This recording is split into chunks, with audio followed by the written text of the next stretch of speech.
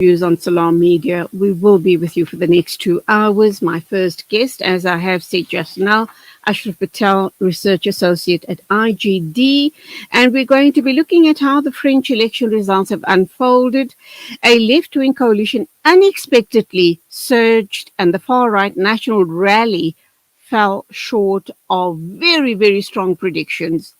But no coalition captured a majority in parliament, very similar to our situation with our elections here in South Africa, meaning months of gridlock could lie ahead. Assalamu alaikum to you, Ashraf Patel. Welcome to the program. Lovely to be talking with you once again.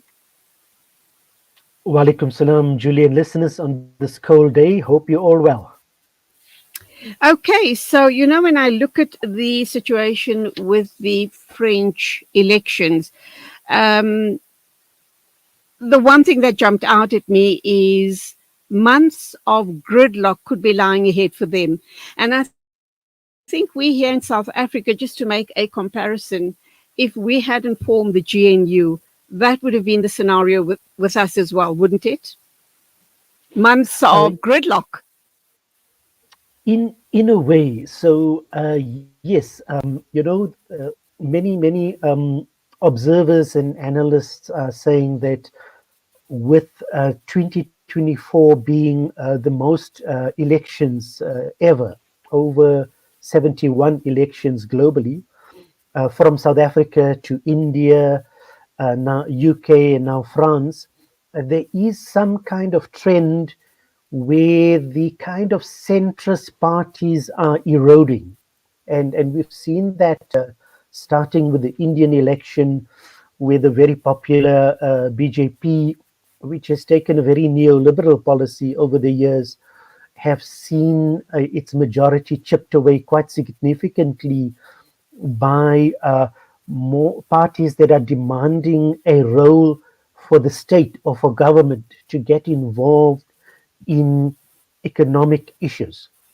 I think one could say the same with the ANC, being the so-called center party in South Africa, is also being eroded.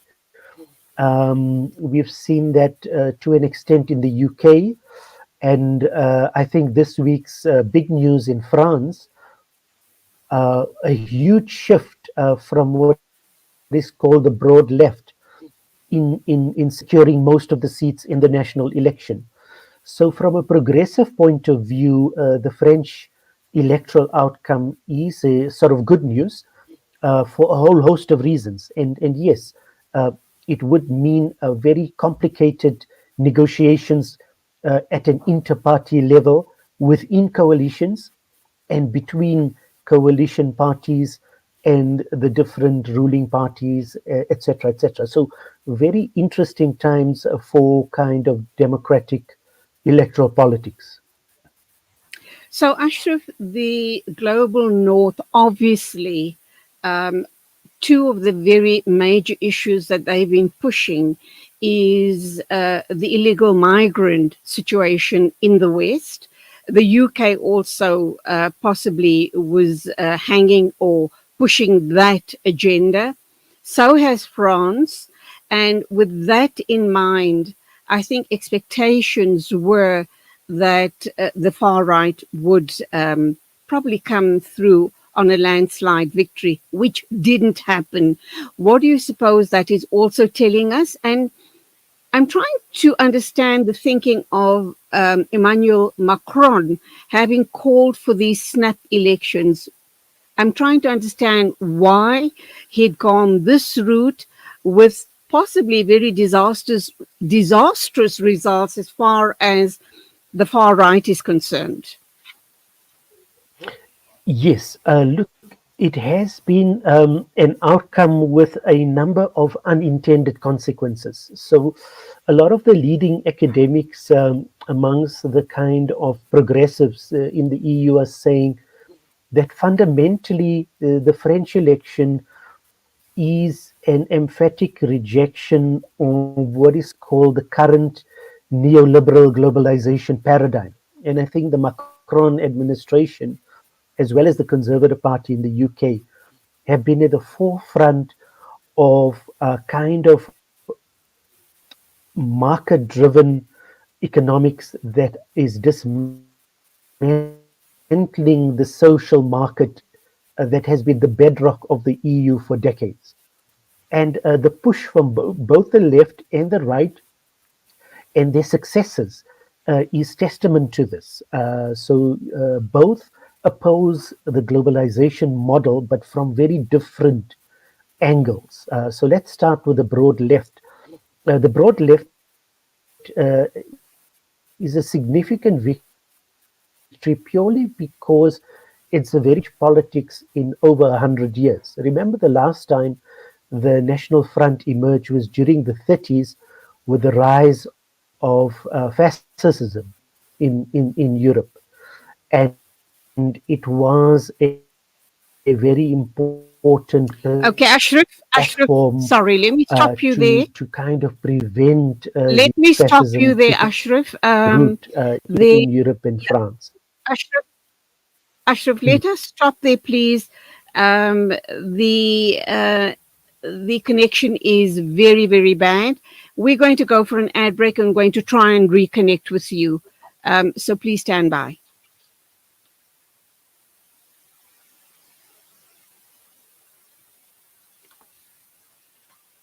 And Salam Media. لا تقل لوحدي أو كيف السبيل Humanity sets the agenda. Contact Lenasia Livestock and Poultry for all your sadaka, akika and kurbani requirements. We offer clean, hygienic abattoir style and refrigeration facilities. Sheep, goats and cows are available at competitive market-related prices, direct to the public. We slaughter, slice and distribute in your behalf. But that's not all. Introducing Meat Masters Halal Butchery, our sister company situated on our farm in Lenasia. Unbeatable prices on lamb, beef and chicken. Lenasia Livestock and Poultry. Livestock is our business. We are Sanha approved. Telephone 011 857 1774. Call now. You know, it's a wonder how kids get anything done these days. With all the distractions, when do they even get time to study? As a mother, all I can really do is make sure they have all they need to perform at their best. That's why I choose to include Sunfoil, triple refined pure sunflower oil with every meal I make. Naturally cholesterol-free and approved by the Heart and Stroke Foundation as part of a balanced eating plan. So whether I'm cooking, frying, or baking, I know every dish will be a wholesome one. Sunfoil, now we're cooking. After the recent attacks on Gaza, many families have been displaced with their homes left destroyed. Through your donations, our teams are on the ground in Gaza, providing support and delivering necessary aid to families affected. The people of Gaza need your help. Give hope. Donate today to Penny Appeal South Africa. www.pennyappeal.org.za 031 1100 573. We are here on the ground with many appeal organizations in Gaza. Discover the Africa of your dreams and surround yourself with her spectacular beauty. Relax beneath her serene sunsets and explore wildlife at its natural best. It's where the pride of Africa comes together. The Kwantu Private Game Reserve. Get to know the Big Five or cruise on an elephant safari game drive. Interact with lion and tiger cubs and enjoy world-class halal cuisine while we pamper you during your 5-star stay. Indulge in the true African experience. For reservations, call now on 042-203-1400 or visit kwantu.co.za. The Kwantu Private Game Reserve, the place of gathering. Valley's Motor Spares. We supply motor spares and accessories for all makes and models of motor cars, LDVs, bakkies, trucks, and earth-moving equipment. We deliver on time, every time. Please contact us via WhatsApp on 014-592-0925 or call 014-592-0925 or visit 28 Zenderling Street, Rustenburg. Remember the name, Valley's Motor Spares. Are you planning a wedding, birthday party, corporate event, or any special occasion? Kani's Catering Services got you covered. Our catering services are here to elevate your event to unforgettable heights. From tantalizing appetizers to mouth-watering main courses and desserts, our culinary creations are crafted with passion and precision to delight your guests' taste buds. Our spit braai is a talk of the town. Indulge in succulent, tender meats, slow roasted to perfection over an open flame. Kani's Catering Services chefs bring creativity and expertise to every dish they prepare, ensuring that each bite is a culinary masterpiece. We take care of your guests while you relax and enjoy every moment of your function. Whether it's plated meals to a simple buffet, we are on top of it all. Ready to start planning your perfect event? Get in touch with us today to discuss your catering needs and request a personalized quote. Let us take your event to the next level with our exceptional catering services. Kani's Catering Services, situated at number 373 Jabundlovo Street, Pietermaritzburg. Call now 033 342 3511 or email us on info@kanis.co.za for Pietermaritzburg and surrounding areas only. Visit www.kanis.co.za. Connect and stay ahead with Salam Media. This is Salam Media, coming to you live from South Africa. Welcome back. It is exactly 8:26 news and views on Salam Media. Our first guest is Ashraf Patel, Research Associate at IGD. We are talking about the unfolding of the surprising French election results. Back to you, Ashraf. And you want to pick up from where you left off? I'm so sorry. We seem to have lost most of that with the interruption in the internet.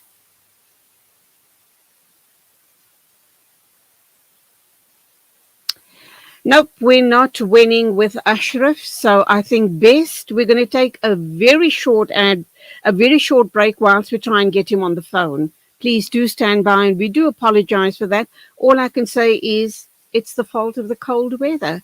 Please stand by.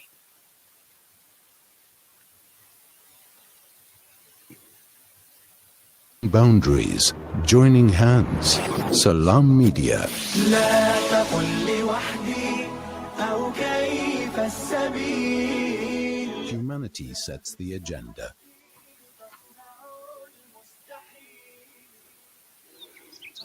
When the perfect blend of stylish decor, exquisite halal cuisine, and warm hospitality come together, it could only mean Al Bayt Lodge, your true home away from home. Al Bayt is the ideal heaven for families, business people, and tourists with its 4-star family rooms and other luxurious facilities. Conveniently situated close to Port Elizabeth Airport, the beach, and other amenities, your stay will be truly unforgettable, as you'll be taking home lasting memories of the warm hospitality, the serenity and tranquility that Al Bayt has to offer. For reservations, call 041 583 6415 or visit www.albaytlodge.co.za. Breaking stereotypes, moving boundaries, joining hands. Salam Media. لا تقل لوحدي أو كيف السبيل. Humanity sets the agenda. Welcome back. We're going to connect with Ashraf Patel, Research Associate at IGD, by telephone. Streaming it via video doesn't seem to be working this morning, so let's hope he can hear us much clearer this time. Ashraf, are you there? Assalamu alaikum. Welcome. Walaikum salam, Juby. Yes, I am. Okay. Do you want to pick up from where you left off? We've lost a lot of time with this unstable line of ours, so please, over to you. Yes. I think the point essentially being the backlash against globalization from both the left and the right, not only in Europe, but across the world. So the rise of the French left, the Popular Front, comprising of different parties from the Socialist Party to the Greens Party is a significant victory for progressives. And I think that's positive in a sense that they would be much stronger on issues of global solidarity, particularly regarding Palestine. The leader of the left in Europe has said that they would recognize a Palestinian state, and that's quite significant for a country like France. They would be more progressive on immigration and human rights. And I think those are they resonate with Africans and South Africans. So it's actually a positive news story. Ashraf, we understand that France has the largest Muslim population in the West, migrant and other Muslims in the West. And I don't think that the far-right party was expecting the result that they're being faced with right now. I also want to share something that the president of the national rally, that is Jordan Bardella, has said. He denounced a political strategy by its centrist and left-wing rivals to withdraw candidates from hundreds of races to avoid splitting their support, saying they deprive the country of a far-right government. And he goes on to say, this evening, an old world has fallen, something that you said at the start of the interview. And I quote him by saying, this evening, an old world has fallen. Nothing can stop a people who have started to hope again. Your thoughts, Ashraf? Yes, it's quite interesting. Remember, this result is there hasn't been any kind of losers on both sides of the spectrum. So the left has won quite significantly. The new right has also won. In fact, the National Rally has got the most seats in its history. So technically, at a parliamentary representation level, they have also done well. The losers have been the centrists, which is essentially the incumbents. They have pursued very strong market policies.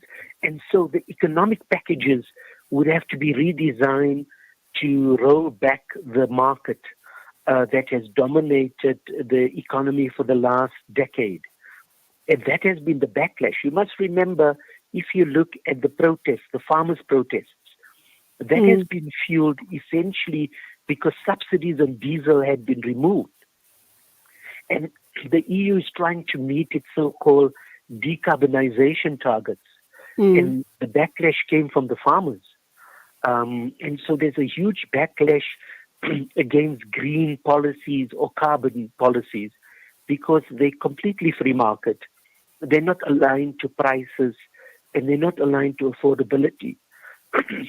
So there is a backlash from both sides of the spectrum. Okay, I'm going to wrap up by crossing over the channel into the UK, and I want to touch on one ex-minister, particularly, and that's Suella Braverman. She was in Rishi Sunak's government, I think, as Home Minister of Home Affairs, as we would call it, Home Affairs. She was very, very strong on illegal immigrants being sent to Rwanda. The UK government had a deal with Rwanda and they paid billions of pounds to Rwanda to take in all of these illegal immigrants. And then, as far as they were concerned, Suella Braverman very especially felt that the immigration problem would be solved as far as Britain, illegal immigration, as far as Britain is concerned, and it would then stop other illegal immigrants trying to get into the UK. That has gone all pear-shaped. Keir Starmer has come in and said that all of the monies that was wasted on that project, was just an absolute disaster, and any future monies that were supposed to have gone to Rwanda, they would rather spend that money to strengthen their borders. How do you view that situation now that Keir Starmer has come into, being the new government in the UK? Yes, it's quite natural that the new government would want to reverse some of the policies of the old Conservative Party, which has really been very unpopular. I mean, the likes of Stuart Braverman, Priti Patel, these are all Indian expatriates that have benefited from the UK's liberal immigration policies since the 60s and 70s. So it is quite cowardly for them to become so nationalist in terms of borders. So that is one part of the story. But the other part of the story is the Rwandan deportation deal actually did not even pass the muster of the human rights courts in the UK. So the Supreme Courts of the UK has rejected the deal on human rights grounds. So it has been legally also a problem for any government worth its salt. And I think Labour is trying to position itself more on the social market and the kind of EU human rights codes. So therefore, it would explain that the Labour government would take a position to reject the Rwandan deal. So it's all very interesting times. But yes, the issues of globalization of borders, the movement of capital and people are the big issues facing the EU and the UK at this point in time. Interesting times ahead, undoubtedly, not only for the West, but I think globally, including for us here in South Africa. Ashraf Patel, always a pleasure talking to you and for sharing your deep insights with us here in Salam Media regarding global issues. Till the next time, Assalamu alaikum to you. Shukran. Wa alaikum salam. 8:36 News and Views moving along. Our next guest is a political analyst, Dr. Ntsikelelo Breakfast. I need to correct that and just double check whether he is doctor or professor, but we'll try and correct that before we have him on air in a minute or two.